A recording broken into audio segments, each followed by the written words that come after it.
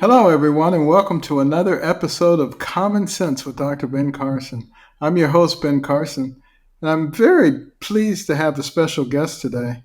We have Brigitte Gabriel, and she is a national security analyst, a New York Times bestseller, chairman of actforamerica.org, and her latest bestseller is called Rise in Defense of Judeo-Christian Values and Freedom. And it's wonderful to have you here, Brigitte, sharing your powerful personal story of growing up during the Civil War in Lebanon. Living in Israel, coming to the United States, you've seen things from lots of different perspectives, and we're very anxious to hear about it. So, welcome to the program. Thank you, Dr. Carson. Thank you for having me on the show. I have immense respect and admiration for you. Well, thank you. And, you have an amazing story. And I think it's important for people to hear what it was like for you growing up during the Lebanon Civil War. Do you remember much of that? Oh my goodness. Once you grow up as a victim of war, it scars you for life. And that's why I dedicated my life to fighting evil. You see, I was born and raised in Lebanon in an idyllic childhood to parents who were married for a long time. My parents were married for over 22 years. They couldn't have any children. And finally, I show up to their life as a miracle in their life. I had a great life. My parents were retired by the time I was born. I was truly living the Lebanese dream, in a country where we were majority Christian, we were open-minded, we were fair, we were tolerant, we were multicultural. We prided ourselves on our multiculturalism. We had open borders. We welcomed everyone from the surrounding countries because we wanted to share with them the westernization we had created in the heart of the Middle East. Lebanon became known as Paris of the Middle East, the banking capital of the Middle East. Unfortunately, Dr. Carson, we imported people into our country because of our open-heartedness and open-mindedness and, wanting to do good. We imported refugees into our country who did not share our values. The Palestinian refugees, Lebanon was the only country to accept the third wave of Palestinian refugees that none of the Arabic countries wanted them. We took them in. Once they came in, they put their heads together with the Muslims in Lebanon and started fighting the Christians. Is that the reason that so many other countries are reluctant to accept Palestinian refugees? Yes, I mean, look, they see what they have done to Lebanon. They see what they tried to do in Jordan. King Hussein of Jordan, expelled, bulldozed 30,000 of them because once they got to Jordan, they tried to do an insurrection on him. They were causing him problems. So finally, he cracked down on them, butchered 30,000 of them, and the rest he expelled, and they came to Lebanon. And look what they did to Lebanon. Today, Lebanon is a terrorist hub controlled by Hezbollah, a terrorist organization. And they destroy everywhere they go. And that's exactly now when you're looking at the Arabic countries. Egypt doesn't want them. Jordan doesn't want them. Syria doesn't want them. Saudi Arabia, I mean, all these Arabic countries with vast land where they can take all the people from Gaza, build houses for them. Obviously, the oil-rich Middle East is not lacking money, but they don't want to do that because the Palestinians cause problems everywhere they go. My 9/11 happened to me in 1975 when Palestinian radical Islamists, just like Hamas, blew up my home, bringing it down, burying me under the rubble, wounded. I ended up in a hospital for 2.5 months and later ended up living in a bomb shelter underground in an 8 by 10 room without electricity, without water, and very little food. And that's where I lived for the next 7 years of my life, from the age of 10 till the age of 17, robbed of my youth. Oh my goodness, that was horrible. I mean, it must have been hard just finding water, huh? Exactly. I mean, we were trapped underground.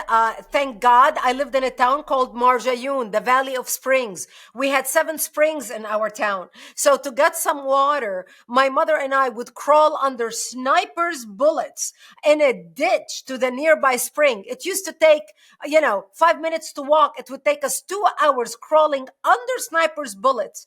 And every time we left our bomb shelter, we would say our last goodbyes because we did not know if we're going to come back alive or dead just to get a drink of water. And I remember getting to the spring, my mother using her stocking on top of the gallon to catch all the junk and all the rocks and all the dirt so we can drink the water. This became my existence to get some salad, some greenery. We would crawl out under the bombs and dig out different dandelions and different greenery that grew around our bomb shelter. It was the only salads we had to eat.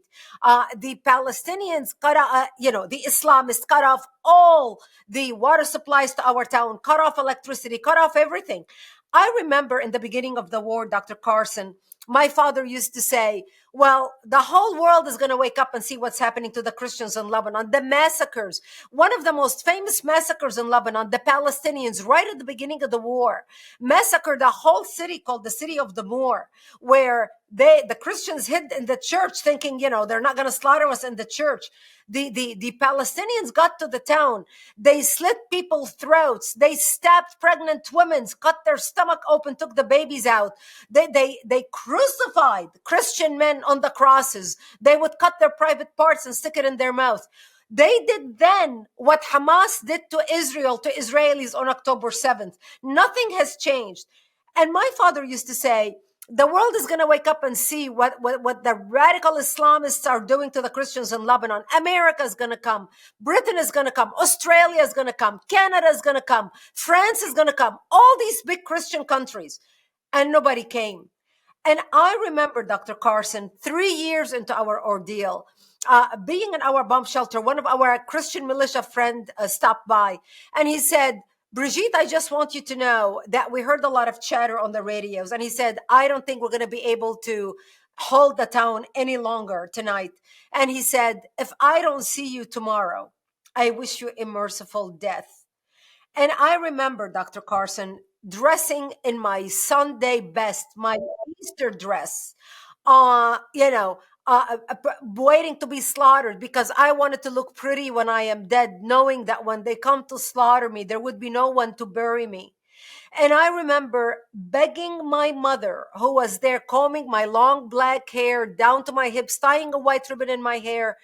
And I remember sobbing, begging her, I don't want to die. I'm only 13 years old. Please do something. And there was nothing my mother could say to me. And I remember sitting in the corner of our bomb shelter. We had a ceasefire for 2 hours. And my father opened up the Bible and started reading from Psalms. I shall walk into the valley of death and fear no evil, for thou art with me. And my parents looked at me and they said, we lived a long life. You are an only child. We want you, we will create a distraction when they come for us. We want you to run towards the Israeli border. Just run as fast as you can and don't look back. You see, we lived 2.5 miles from the Israeli border, next to Metula on the north. And we knew if, as Christians, if we go to the Jews and beg for help, the Jews are not going to slaughter us because we had more shared values with them than we had with the Palestinian Muslims. What was going on in Israel at that time? At that time, the Israelis were just fine. So few people from my town went to the Israeli border and said, look, they're going to be at your fence within 48 hours unless you help us out. So Israel started coming physically into Lebanon and set up the security zone. This is the area in Lebanon where I lived, and put artillery bases on the hills surrounding our towns to prevent the Palestinians from coming into our area. And this went on for another 5 years. And that's when Syria got involved in the war, and they started shelling Israel, all the northern towns in northern Israel, from Lebanese territories, calling it the Lebanese resistance. We had nothing to do with it. It was all the foreign Islamists who came to Lebanon to fight with the Palestinians, to kill the Jews and drive them into the sea. So they were shelling the towns like Kiryat Shmona, Metula, the same towns they are shelling today. And that drove Israel to invade Lebanon, just like what they're doing now in Gaza, to invade Lebanon, working with the Christians in Lebanon to push out the radical Palestinians headed by Yasser Arafat all the way out of Lebanon and into Tunisia. And that's how we came out of the bomb shelter and back to rebuilding our lives. Wow. Well, when did you actually get out of Lebanon yourself? I ended up moving to Israel, becoming a news anchor for World News in Israel back in 1984. And I worked in Israel from 1984 till 1989, working as news anchor for World News in the Middle East, watched all over the Middle East every single night. And I would work in Jerusalem from Monday through Friday, and I would drive up to Lebanon. I had dual residences to take care of my parents because I'm an only child. And as a matter of fact, we got to a point where the Christians in Lebanon wanted to have peace with Israel. And Christians in Lebanon would drive their cars to visit Israel and visit Jerusalem in their cars into Israel. And when I worked in Jerusalem, I remember we had the Lebanese embassy that the Christian section in Lebanon opened up right across from the Knesset. And I would go there and I would have dinners and I would spend evenings there. We were hoping to be able to have peace with Israel. So knowing that the Syrians and the Iranians who had gotten involved in the war in Lebanon assassinated President-elect Bashir Gemayel, knowing that his first order of business was going to sign a peace treaty with Israel, once they assassinated him, the Christians fractured, and we could no longer move forward with the peace treaty with Israel. I lived in Israel and worked there until 1989. And in 1989, I had met an American war correspondent, got married, and that's how I ended up coming to the United States in 1989, thinking I left all the crazies behind. But September 11th proved all that wrong. Wow. Well, that's quite a perspective that you have there. What kind of propaganda was coming out of the Lebanese government as the terrorists began to take over? Oh my goodness. I mean, well, even during the war, when the war was raging in Lebanon, Yasser Arafat was controlling all the media in Lebanon. Nothing got out unless it was approved by the Palestinians, by the Palestinian Yasser Arafat and his cronies. So the world was not getting the real picture about the true nature of the war in Lebanon. We were the tip of the spear. And that's how Iran looked at Lebanon back in 1983. And saw all these Islamic factions in Lebanon, and they said, we're going to take them all and we're going to group them into one party, and we're going to call it Hezbollah, the party of Allah. And we're going to fund them and we're going to build them. And that's how Iran organized Hezbollah, which is now controlling Lebanon. And of course, all the Lebanese, all the Muslim propaganda, because by the time I became a teenager, the Muslims had become the majority in Lebanon. And all you hear is Israel is the devil, Israel, Azrael. That was the nickname for Israel, the name of Satan. Obviously, in the security zone where I grew up, we were Christians and we were working with the Israelis. That's how we stayed alive. We knew that was not true.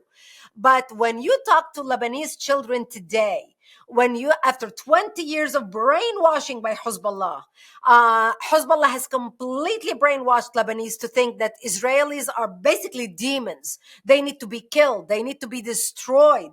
And this is the same level of propaganda that is now perpetrated all throughout the Middle East. There are now cartoons in Arabic, Mickey Mouse, the Mickey Mouse Club in Arabic, that encourages Palestinian children to blow themselves up to kill Jews. This is like an honorable thing to do. They have painted the Jews as absolute monsters that need to be killed. Wow. I mean, you really bring it to life. It's so awful. And I don't think most Americans had any idea what was really going on over there because the way the coverage was done. That's right. And not only that, Dr. Carson, not only they do not know the details, they don't even know the history. You know, our own young children in America today, all these nitwits demonstrating on the streets in New York and Los Angeles and everywhere around, free Gaza, free Gaza. Look, Israel withdrew out of Gaza in 2005. Every last shoulder. Actually, their settlers, their people there didn't even want to leave. The army, the Israeli army, went against its own people, dragging people out, kicking and screaming. Not only they dragged their own people out of Gaza, but Israel dug out the tombs of Israelis who were buried in Gaza because they knew what the Palestinians are going to do. They're going to desecrate the cemeteries. So Israel dug out the dead, took with them the bones of Israelis dead in Gaza. So by 2005, by the end of 2005, there wasn't even any Israelis in Gaza, dead or alive. Israel handed Gaza to the Palestinian, complete sovereignty, complete control, completely independent, and said, okay, here it is. You have industry. By the time Israel left Gaza, the Israelis were exporting 50 million flowers in 2004. 50 million flowers were exported out of Gaza to the world. Tomatoes, peppers, vegetables. The Israelis had turned Gaza into an oasis. So they left, and they left the Palestinians all the greenhouses. I know I know a Jewish gentleman, very lefty, in New York, who raised $14 million and gave it to the Palestinians because he wanted the Palestinians to start a new life with money already, with base capital to operate the greenhouses. And what did the Palestinians do? Dr. Carson, within 24 hours, they burned 126 synagogues, destroyed the greenhouses, and even stole the copper out of the faucets in the greenhouses. These people shoot themselves in the foot time and again and again and again. because they're driven by hate, and They're hate driven. overrides logic and common sense. That's right. And that's exactly why I named my first book Because They Hate. A survivor of Islamic terror warns America. And I encourage people, if you have not read that book, it sold over 1 million copies. It's a New York Times bestseller. You have to read that book in order for you to understand what's happening in the Middle East now and how that affects us here in the United States.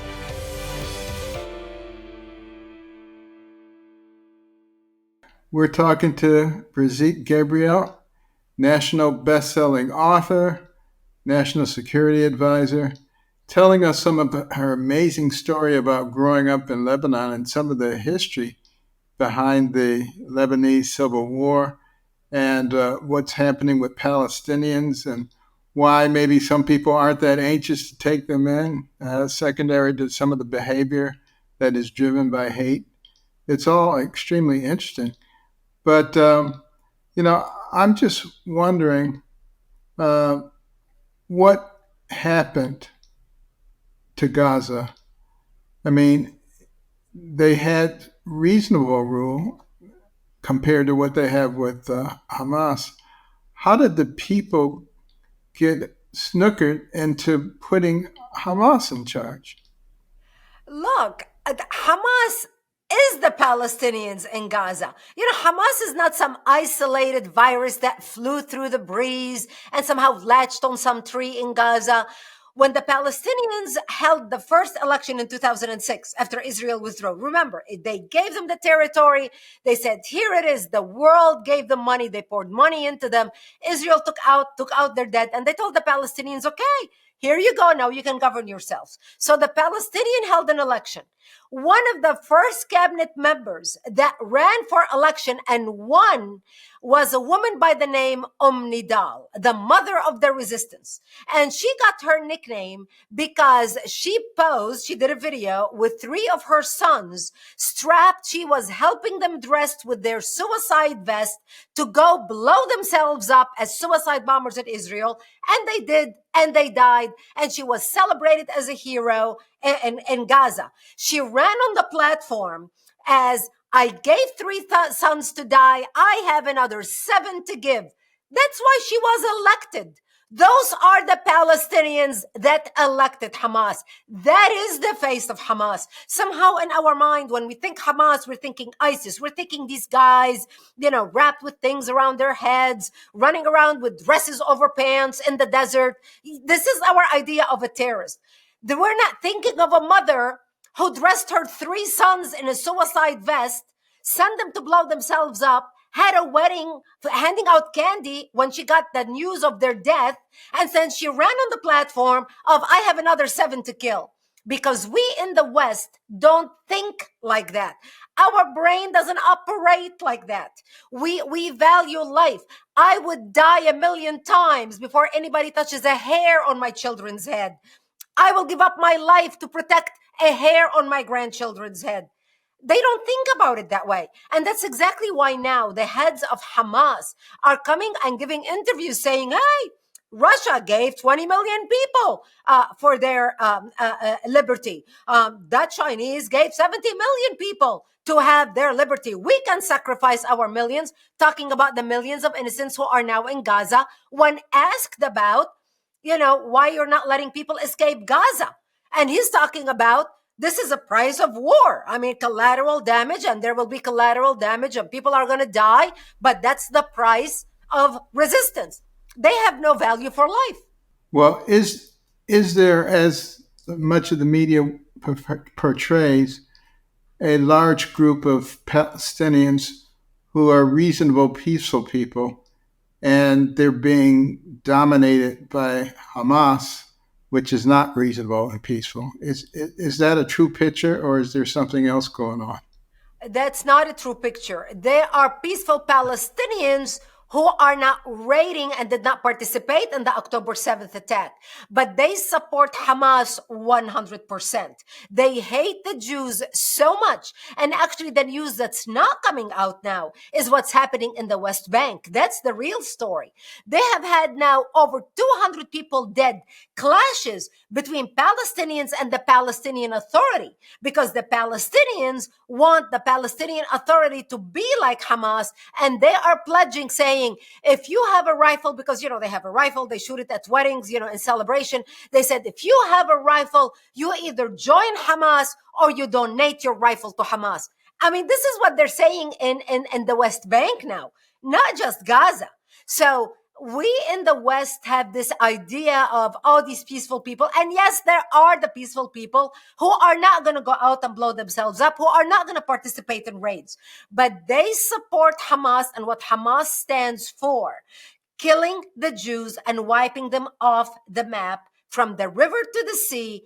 All the Palestinians support that statement, whether it's Rashida Tlaib in Congress, whether it's CARE, the Council on American Islamic Relations, with chapters all over the United States, whether it's any Palestinian anywhere in the world. From the river to the sea means wiping the Jews off the map and throwing them in the sea and declaring all the land as Palestinian land.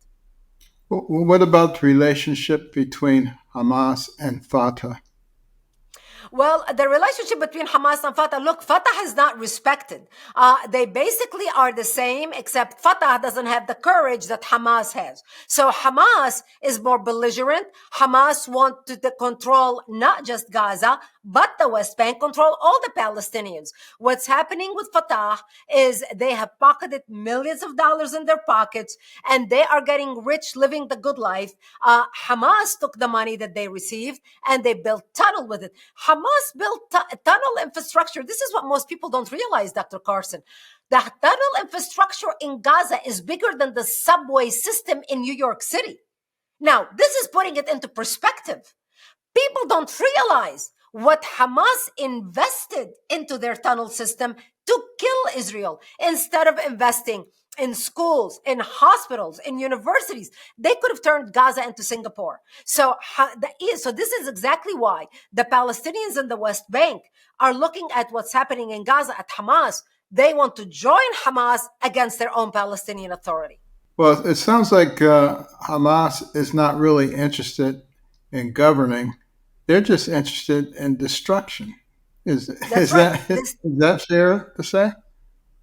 That's right, destroying the state of Israel. They do not want a two-state solution. They do not want to live side by side in peace with Israel. If they wanted to do that, they could have done that in 2006. Look, this is almost 20 years, 18 years. They could have had Singapore built in Gaza, but they don't want to do that. They spend the money on bombs, ammunitions, training, military training, building tunnels. They don't want to live side by side with the Jews. And the Hamas charter specifically calls for killing all the Jews. And that's the thing that Westerners cannot wrap their mind around. Because in our mind, as Westerners, we think, well, why would anybody want war? I mean, once you can live side by side and have the nice house, and the 4-bedroom house and a Mercedes in your driveway and a swimming pool in the backyard and be able to take a cruise once a year and go on vacation. In our mind, in our Western mind, it's like, well, if you can have that, why would you want to have war? We don't think in the terms of revenge. Islam is built on revenge. Once Muslims occupy a land, it is always Muslim lands. And in the mind of Hamas, Israel used to be Muslim land. It has to be liberated. It is now in the hands of the enemy, and they will not rest until they take all of Israel, not just Gaza and the West Bank. And by the way, most people don't realize when the Palestinian Liberation Organization was founded, the PLO, headed by Yasser Arafat, the PLO was founded in 1964, 3 years before Israel got Gaza and the West Bank. So why would the PLO were founded? Gaza at that time was Egypt. Egyptian flags were flying over Gaza. It wasn't called occupied territories. It was Egypt.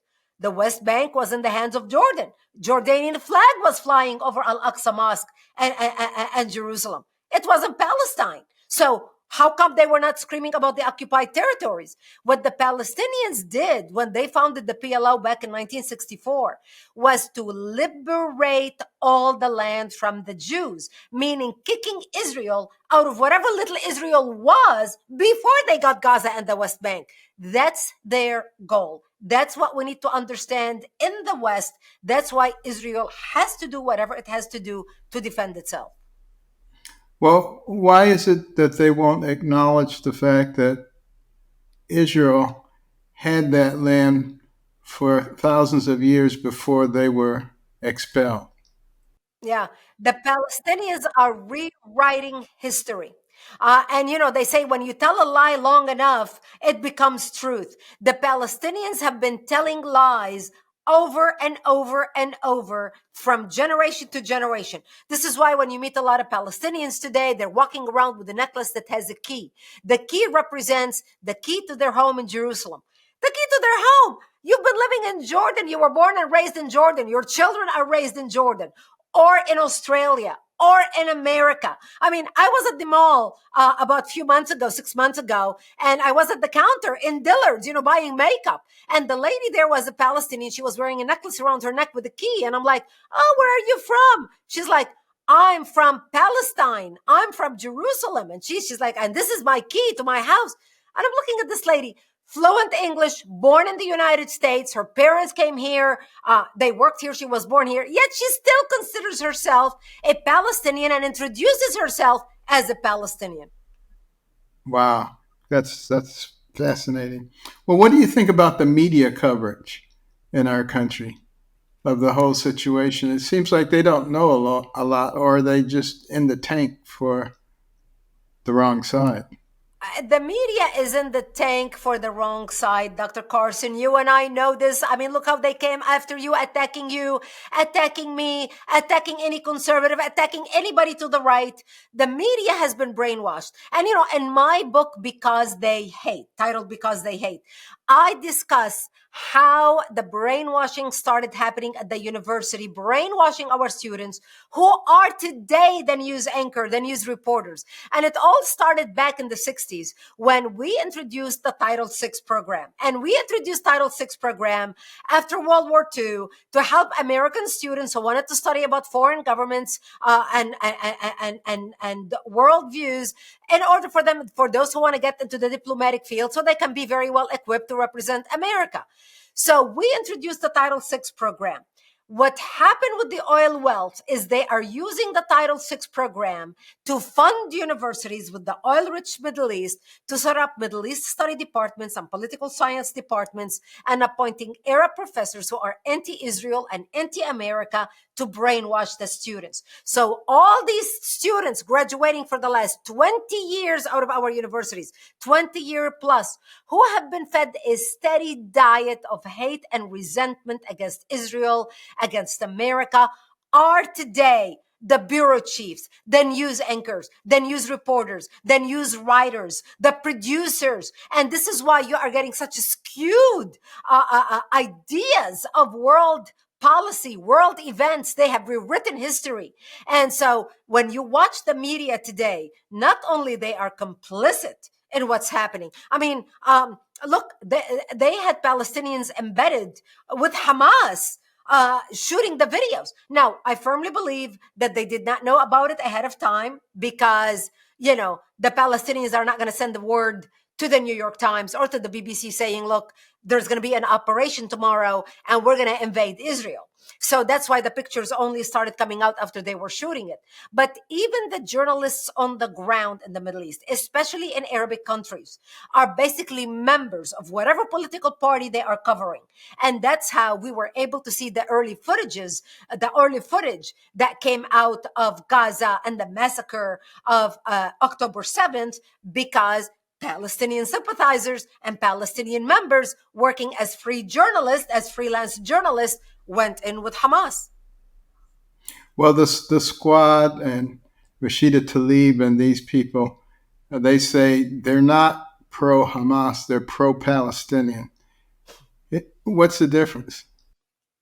If they are pro-Palestinians, how come she has not been screaming about all the money that Hamas received, and yet they have not built one school? They have not built one bomb shelter to protect their civilians in case they get into bombing with Israel. They have not built any technology. All the money went, millions of dollars went into building tunnels. Rashida Tlaib should be livid with the Palestinian, with Hamas, who stole that money instead of improving Palestinian lives into making them live in squalor. If they live in squalor in Gaza, it's not because the world did not give them money. It's not because UNICEF did not offer them assistance. It's not because the United Nations did not stand for them. If they live in squalor, it's because their own leaders have become mega millionaires and billionaires living in Europe in major villas and also in the Arabic world, while their people are living in squalor because they have no respect and no value for their own people. Wow. Well, tell me, are you in favor of the call for a ceasefire? No. Absolutely not. The ceasefire is only going to help Hamas, not Israel. Israel right now is within 1 kilometer of Hamas's headquarters and command center, which is built underneath the Shifa hospital. Again, they built their headquarters under the biggest hospital in Gaza, the Shifa hospital. So Israel is within 1 kilometer of that hospital. They need to let Israel finish the job and do what they are doing. Can you imagine if people demonstrated across the globe right after September 11th telling the United States, you need to stop bombing Afghanistan, we need a ceasefire? I mean, who are we or anybody else to tell Israel what to do? I mean, remember when Prince Bandar bin Talal, the Saudi prince, gave Giuliani $10 million right after September 11th to help, with whatever. And Rudy Giuliani told him, you can take it and shove it where the sun doesn't shine. You don't tell us how we conduct our foreign policy, because Prince Bandar bin Talal was telling Giuliani, well, September 11th happened because of America's policy towards the Middle East and specifically towards Israel. I mean, who are we to tell Israel whether they should be a ceasefire or not? I think Blinken, I think Biden are over their heads. They have no idea what they're talking about. Nobody should tell Israel what to do. And good for the Israelis. They need to keep on doing what is best for Israel. They represent their own country. We don't live there. You and I are not living in Sderot. Biden is not living in Sderot or in any area or in Tel Aviv or in Metula or in Kiryat Shmona. So when you're not living in Israel, you have no right to tell the people who are defending themselves how, where, and when they can defend themselves and what they need to do to protect their population. Absolutely. And Israel's being demonized by so many people. I would love to see them just say, what is your solution if we want to preserve the Israel state and the Israeli people and keep them safe? What is your alternative solution? Because they don't have an alternative solution. No, the alternative solution is kill the Jews. Yeah, and that's exactly why, Dr. Carson, my organization, actforamerica.org, and I want people watching this interview, if my message resonates with you, go to actforamerica.org. Right on the banner of the website, we have a petition, I stand with Israel. We need to keep pressure on our elected officials because my philosophy is if they're not willing to see the light, we have to make them feel the heat. We need to keep the pressure on them to stand with Israel, to support Israel. We also have an Act Now campaign to block any Palestinian refugees from Gaza to enter the United States. The last thing we need is unvetted Palestinians that we have no idea who they are. We know they elected Hamas. We do not need them in the country. Go to actforamerica.org, take action on our Act Now campaigns, and help us defend the country and stand up for freedom. Join us, become a member, sign up to get our emails and action alerts. We need to come together and understand that Israel's enemy is our enemy because what starts with the Jews never ends with the Jews. I was born and raised in the Middle East. We have a saying in the Middle East, أولا يأتي السبت وبعده الأحد. First comes Saturday, then comes Sunday. First we kill the Jews, then we come for the Christians. If you are a Christian in the Middle East, you have lived all your life memorizing that because we know what they have done to us. They massacred the Armenians in Turkey at the beginning of the century. They massacred the Lebanese. They massacred the Christians. Look what ISIS did to the Yazidis. Look what happened to the Christians in Iraq. Where are the Christians in Iran? The Christians in Syria? The Christians in Egypt? We have to understand what starts with the Jews never ends with the Jews. The same enemies demonstrating right now against Israel are going to turn against us, and they are the enemy within right here in the United States. Go to actforamerica.org right now. Take action and join us. And I encourage everybody to really look at that website and get involved and understand what's going on because there's a lot of manipulation that's going on. And is it fair to say, in your opinion, that Hezbollah is really controlling Lebanon now and is a proxy for Iran?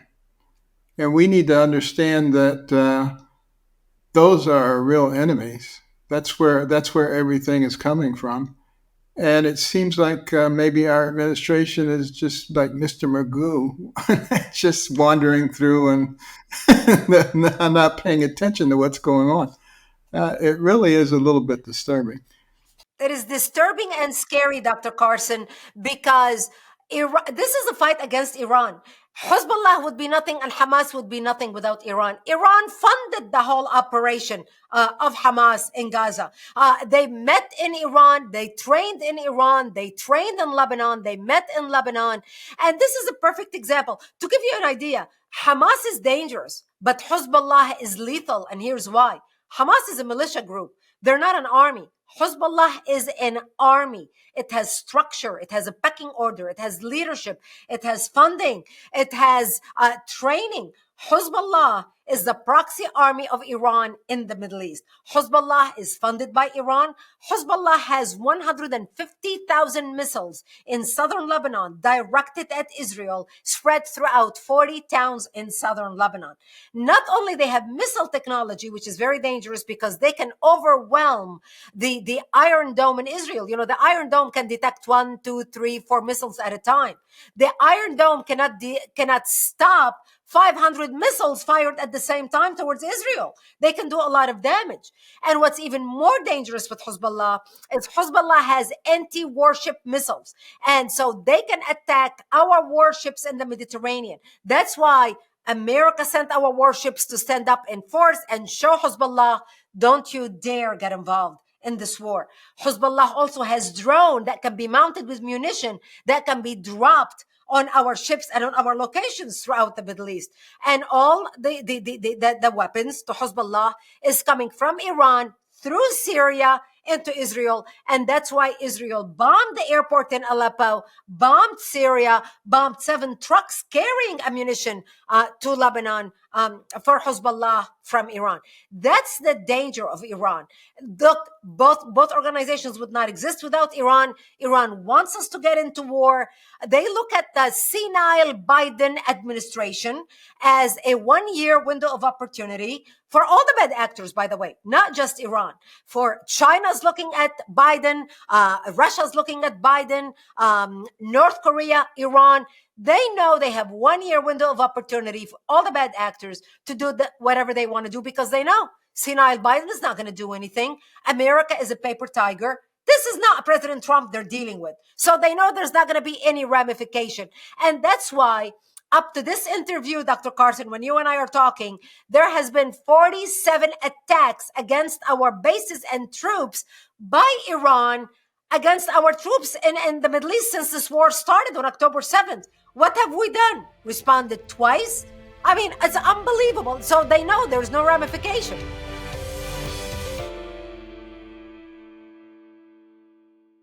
Why do you think there's so much support, particularly in the Democratic Party, for the enemies of Israel? This is the mind-boggling thing. You know, it started with the growth of these groups that hate Israel. The Jewish 80% of the Jewish community who supports the Democratic Party, let's face it, 80% of the Jewish community funds the Democratic Party. And they are good people with good hearts who want to make the world a better place. They believe in goodness in people. And they underestimated, they did not believe that Black Lives Matter could be against them. They gave excuses after excuse. They could not believe that all these students who attend universities, who study in the same halls that carry the name Cohen and Stein and the whatever hall, every third building in any university across the United States is paid for unfunded by Jewish donors. The Jewish donors never thought funding all these Democrats and Black Lives Matter and all these freedom fighters like the Antifa crowds. They never thought that these people actually could turn against them like that. And the true friends of Israel who are standing with Israel are basically the groups that the leftist Jewish segment in our society detested. People like you and I, the Christians, the conservative, they called us right-wingers, white supremacists, homophobe, xenophobe. If we wanted secure borders, they called us anti-brown people. If we wanted, immigration control, they called us racist. They slapped a label on anybody. I mean, look what the Southern Poverty Law Center did to you, did to me. They slap a label on anybody that does not agree with them. And when you think of the Southern Poverty Law Center, majority Jewish, funded by Jewish people. So I think the Jewish community is up for a rude awakening right now. I think they are waking up and they are realizing, what? Black Lives Matter is marching with the Palestinians, saying from the river to the sea, Palestine should be free, Gaza should be free. They posted on their Facebook the logo of a paraglider coming into Israel to commit the massacre on October 7th. So I think there is a split within the Democratic Party right now. I think a lot of the Jewish donors who fund the Democratic Party are looking around and saying they are in utter shock to see what's happening at the Democratic Party. But people like you and me, Dr. Carson, have seen this. We have seen the writing on the wall for years within the Democratic Party being anti-Israel. I think now all the enemies of Israel have come out in the open, proud of their bigotry, proud of their hatred, proud of their anti-Semitism, and we need to call it what it is: hatred directed at the Jewish people. And we will not stand for that. You will not stand for that. I will not stand for that. Not in America, not in our lifetime. Well, when I left college at Yale, I was a proud Democrat, carried the banner, big supporter of Bobby Kennedy. But that Democratic Party is no longer there. This Right. Democratic Party is something completely different than that one was. Right. And I suspect if JFK were around today, he would probably be a Republican. He'll be a and Republican. many of the others would be as well. Actually, the Democrats would call JFK the ultra right. Yeah, they would. there, there, there are a lot of Americans who kind of say, "To heck with it all. This is not our concern." You know, the war in Gaza. Why are we getting involved in this? Uh, what would you tell Americans who want to take a nonchalant attitude here? Look, Israel's enemies are our enemies. I'm not saying send American troops to the Middle East. I don't want to send any American troops to the Middle East. But we can certainly stand with Israel and defend Israel because Israel is fighting the same enemy we are fighting, Iran. Unfortunately, right now, we have a senile president and an administration that does not understand that Iran is our diehard enemy. You know, we hear the chants in Iran, death to Israel, death to America. Israel is the little Satan. America is the big Satan. Iran right now is trying to not just wipe Israel off the map, they want to control, complete control over the world because they are driven by a messianic vision. Right now, they want to bring an end to the world. Right now, we have Iranian spies that work within the administration. We have Iranians cells all throughout the country. Look at all the Iranians that came that got smuggled through the Mexican border. I mean, what do you think is going to happen if we get into war with Iran? But somehow, this administration, Biden, whether he was a vice president under Obama or whether right now he is the president, they keep cozying up to Iran. They keep giving pallets of cash to Iran. Obama sent it in the middle of the night on pallets at airport and cash. Biden wires them 6 billion. I mean, how can we allow this to happen? We are underestimating the enemy, but the enemy is here. Israel and us are on the same side in this fight. That's why we need to stand with Israel and support Israel. Our people need to wake up before it's too late. Yes. And all the signs are there about what's going to happen. And we just need to be brave and we have to think about what is right.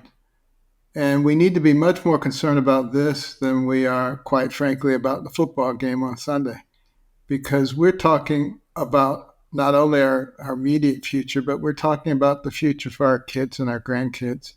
And Yep. can you tell us one more time the website for Act for America and where can people get your book?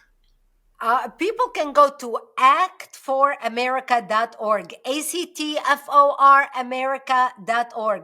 We named the organization Act for America. Not think about America, not hope for America, not pray for America, but act for America. Because you can think and hope and pray. I do, Dr. Carson, you do, everybody does who loves this country. But the time for getting educated is over. Now is the time for action.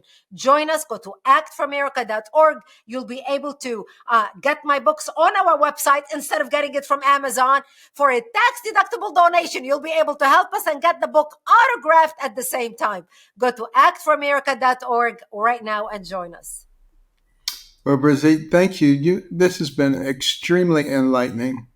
And, I hope it gets seen by a lot of people, and I hope that they will tell other people to look at it because the education about what's really going on will, I think, change a lot of minds. So thank you for Thank, being courageous. You could be doing anything you want, but you're out there fighting, and we appreciate you very much. Thanks for being with us today. thank you, Dr. Carson. It's been a pleasure. Thank you for having me with you.